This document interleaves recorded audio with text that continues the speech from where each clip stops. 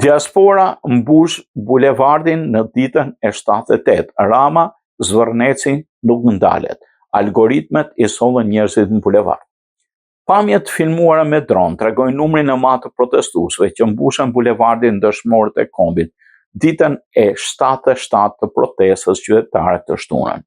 Protestues të shtunë, mes tyre dhe qytetarë të ardhur nga diaspora, vijuan për disa orë marshimin në kryeqytet. Nga pamjet ajrore duket një numër i madh qytetarësh që lëvizin përgjatë bulevardit, duke krijuar një lumë njerëzish në rrugët e Tiranës, ndërsa ka dominuar në masë edhe flamuri shqiptar.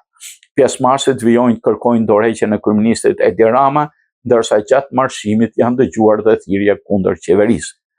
Protestat për javë zhvillohen në Tiranë nuk do tyrojnë qeverinë të tërhiqet nga projekti turistik në Zvërnec. Ky është deklarimi i kryeministit Edi Rama që e bëri të qartë këtë qëndrim në një intervistë për median britanike Unheard, ku foli për protestat, projektin e lidhur me Jared Kushner dhe rolin e rrjeteve sociale në mobilizimin e qytetarëve. Rama tha se protestat aktuale ndryshojnë nga të qershori dhe i lidhin më shumë me grupime opozitare. Megjithatë, ai u shpreh shumë krenar që protestat janë zhvilluar paqësisht. Sipas kryeministit, algoritmet e rrjeteve sociale kanë ndikuar ndjeshëm nëpër masat e mobilizimit. Algoritmi bëri shumë për t'i sjellë atë në bulevard, deklaroi Rama. Ai argumentoi se lidhja e projektit me Jared Kushner, Donald Trump dhe Ivanka Trump e ka bërë çështjen veçanërisht të rejse në internet.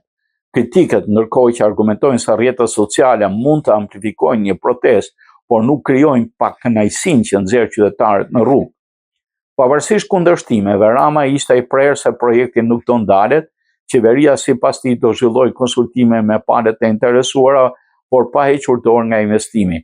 Më pëlqen presioni, deklaroi Rama, duke lënë të qartë mesazhin për Zvërnecin do ketë konsultime, po jo tërheqje.